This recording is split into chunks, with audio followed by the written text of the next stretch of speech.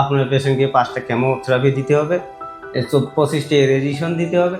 তখন আমরা ডাক্তারবাবু প্রথম মতন আমার পেশেন্টকে জামাইকে আমরা এই হসপিটালে অ্যাডমিশন করালাম। করার পরে দেখা গেল যে ডাক্তারবাবু যা বলছে আমরা তাই করতেছি। যে ডাক্তারবাবু সপ্তাহে 5 দিন আমাকে রেডিয়েশন 5টা দিতে হয়, একটা কেমোথেরাপি দিতে হয়, সেগুলো আমরা করছি। তো সেটা একটা উপরের ভাগের ক্যান্সার ছিল এবং সেইটাকে আমরা 25টা রেডিয়েশন দিয়েছি আমাদের আধুনিক রেডিয়েশন টেকনিক দিয়ে, এবং তার সঙ্গে সঙ্গে প্রত্যেক সপ্তাহে একটা করে কেমো দেওয়া হয়। নমস্কার। এই যে আমার জামাই, ইনি একজন ক্যান্সার পেশেন্ট। তো একে নিয়ে আমরা শিলিগুড়ি অনেক নার্সিংহোমে এবং মেডিকেল হসপিটালেও গিয়েছিলাম। যাওয়ার পরে আমরা অনেক পরীক্ষা, ব্লাড টেস্ট এবং ইসিজি অনেক কিছু করছি। করার পরে দেখা গেল যে আমাদের জামাই ক্যান্সার হয়েছে। তো ওখানকার ডাক্তারবাবুরা আমাকে বললো যে এখানে আর ট্রিটমেন্ট হবে না, আপনারা ক্যান্সারে ভালো হসপিটাল দেখে আপনারা ট্রিটমেন্ট নেন। তখন আমরা ওইখান থেকে নিয়ে আসি হোপ অ্যান্ড হিল, এই যে নার্সিংহোম, এই নার্সিংহোমে এখানে ক্যান্সার রোগীর চিকিৎসা হয়। এখানে আমরা নিয়ে এসে এখানে আমাদের ডাক্তারবাবু 87 স্যারের সঙ্গে দেখা করি এবং ডাক্তারবাবু আমাকে যে সিদ্ধান্তগুলো দিলেন, যে পেশেন্ট আমাদের দেখলো, দেখার পরে বললো যে আপনার পেশেন্টকে 5টা কেমোথেরাপি দিতে হবে, 25টা রেডিয়েশন দিতে হবে। তখন আমরা ডাক্তারবাবু প্রথম মতন আমার পেশেন্টকে জামাইকে আমরা এই হসপিটালে অ্যাডমিশন করালাম। করার পরে দেখা গেল যে ডাক্তারবাবু যা বলছে আমরা তাই করতেছি। যে ডাক্তারবাবু সপ্তাহে 5 দিন আমাকে রেডিয়েশন 5টা দিতে হয়, একটা কেমোথেরাপি দিতে হয়, সেগুলো আমরা করছি। করার পরে কমতে শুরু হলো এবং ব্লাড টেস্ট এবং এখানে আমরা ডাক্তারবাবু যেগুলো বলছে সেগুলোই আমরা সঠিকভাবে আমরা পালন করছি। তো করার পরে দেখা যাচ্ছে যে আমাদের পেশেন্ট দিনের দিন উন্নত হচ্ছে। হওয়ার পরে আমাদের এক এক করে ওই যে 5টা কেমো দেওয়া হলো এবং 24টা রেডিয়েশন দেওয়া হলো। হওয়ার পরে আমাদের পেশেন্ট অনেকটা, আগে তো পেশেন্ট আমাদের খাইতে পারেনি, কথা বলতে পারেনি। তো এখন আমাদের পেশেন্ট অনেকটা সুস্থ।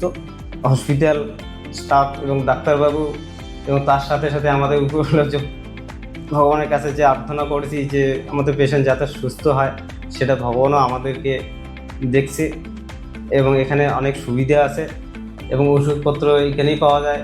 আগে তো আমরা যখন চিকিৎসা করেছি তখন এদিকে ব্লাড ব্যাঙ্ক ছিল না, এখন দেখা যাচ্ছে এখানে ব্লাড ব্যাঙ্কও হয়ে গেছে এবং অনেক সুবিধা আছে এখানে। নমস্কার, ডাক্তারবাবুর চরণে আমি সাধারণত করি প্রণাম। এখানে এসে ডাক্তারবাবুর কাছে চিকিৎসা করে আমি অনেক সুস্থ আছি। আগে তো কথা বলতে পারি নাই, খাইতেও পারি নাই।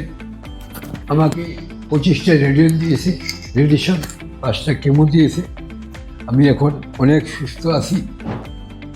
নমস্কার।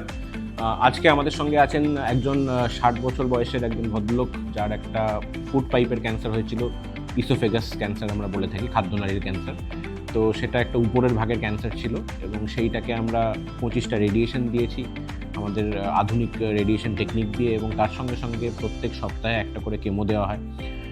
ওনার শেষের দিকে এই রেডিয়েশন এবং কেমোথেরাপির যে সাইড ইফেক্ট, সেটাতে একটা খাওয়ার একটা অসুবিধা হয়েছিল এবং সেই সময় ওনাকে নাকে নলও পড়তে হয়েছিল।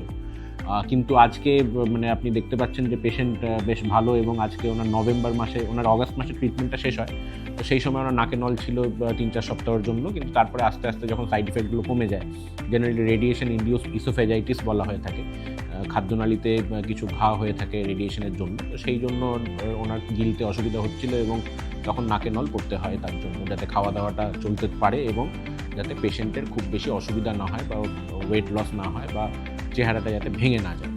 তো কিন্তু সেটা একটা সাময়িক ব্যাপার, সেটা কিছুদিনের জন্য একটা স্টেপ, একটা স্টপ গ্যাপ, একটা অ্যারেঞ্জমেন্ট, যাতে ওনার খাওয়া দাওয়াটা চলতে পারে। আস্তে আস্তে আমাদের যখন রেডিয়েশনের সাইড ইফেক্টগুলো কমে যায়, তখন কিন্তু আবার পেশেন্ট সুস্থ হয়ে ওঠে, যেরকম কিনা আজকে আপনি দেখতে পাচ্ছেন।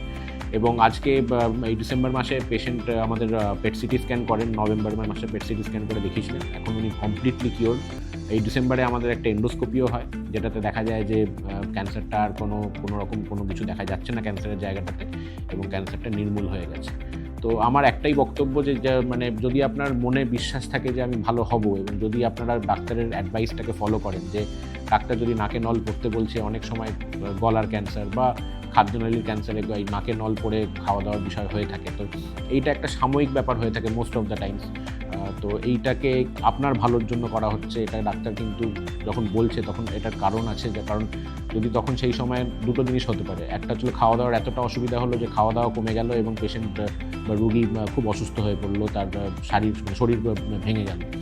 এবং আরেকটা জিনিস যেটা হতে পারে যে খুব অসুবিধা হওয়ার সময় যখন খেতে যায় তখন কাশি হয়, তো সেইটা একটা অ্যাসপিরেশন নিউমোনিয়া বলে একটা জিনিস হয়, যেটা করতে পারে নিউমোনিয়া ডেভেলপ করে, খাবারটা খাদ্যনালীতে না গিয়ে শ্বাসনালীতে ঢুকে নিউমোনিয়ার একটা ডেভেলপমেন্ট করতে পারে, তার জন্যও কিন্তু আমরা নাকে নল বলে থাকি।